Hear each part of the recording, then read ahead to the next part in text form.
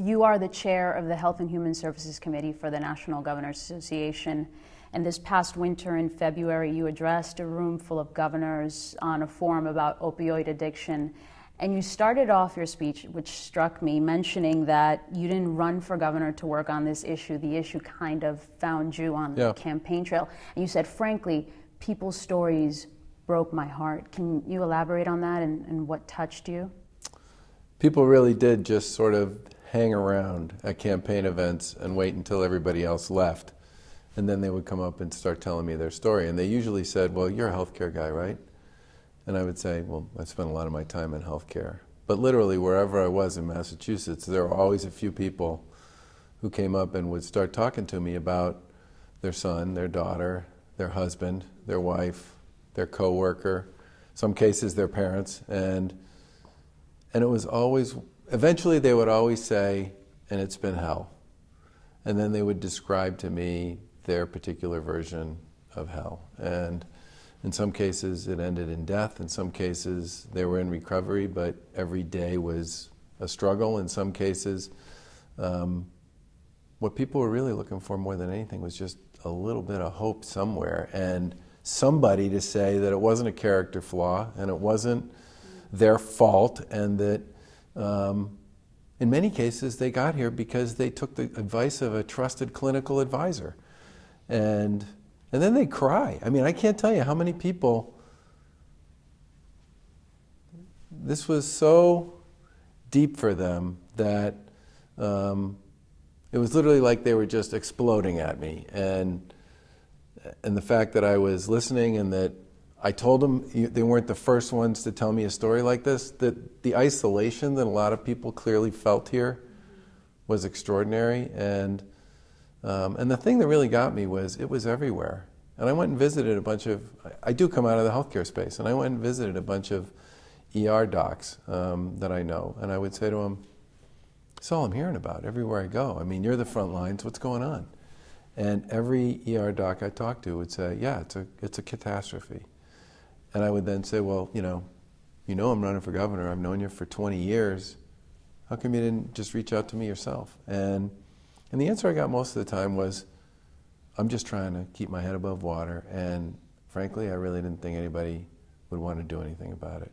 And that whole hopelessness, that whole sense that everybody felt alone in their own space here dealing with this, whether you were dealing with a friend or a family member who was dealing with an addiction, or you were a first responder who was constantly finding people who had overdosed and trying to figure out a way to save them, or you're dealing with them in the ER.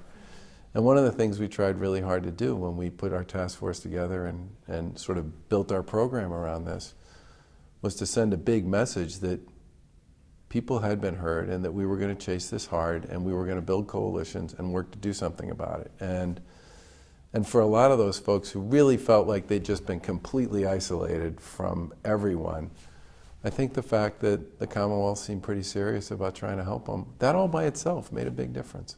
You came into the office and the statistics and the numbers showed that with more than 11,000 people in the last decade, according to your Attorney General, dying of opioid-related overdoses. Have you thought about the irony that you didn't run to work for this issue, but it's kind of becoming your legacy? Well, I certainly feel committed to a lot of the people who said to me, can you just do something? The 72-hour hold wasn't something that made it through the legislature. What do you think is most controversial about that, and why can't people come together and understanding that maybe that could help? I think well, there were two issues around the 72-hour hold. One was, what do you do on a Saturday or Sunday or midnight? You know, some point in time when there's not a court, so there's no place to go to get somebody sectioned and to have a court sign off on it. And in many cases, you're dealing with people who you really need to get into a bed now. That was one of the reasons we wanted the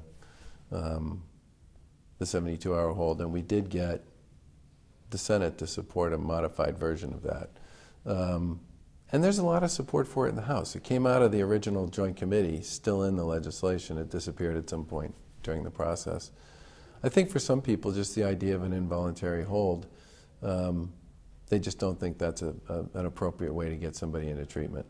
I think there's evidence to support that it could be and it might be, and I'm anxious to give people those 3 days to clear their head and then make a decision about whether they want to pursue a longer course of treatment or not. I think that's better than the alternative of just letting them walk out of the ER after they've overdosed. I mean, remember, this hold is about harm to yourself, right?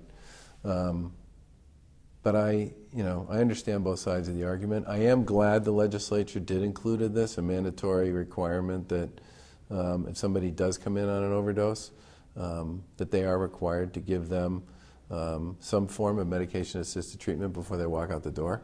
I do think that will help in some cases. But I get the fact that it was a controversial proposal. Safe injection sites were also a controversial proposal. Do you ever see a time in Massachusetts where we will have that available for people who are severely sick? Well, I think first of all, it's federally illegal, and the U.S. Attorney made pretty clear that this would get his attention in a pretty serious way if somebody went there. I do think the commission that was established as part of the CARE Act, which is to take a look at, because there's a lot of different forms of safe injection sites, and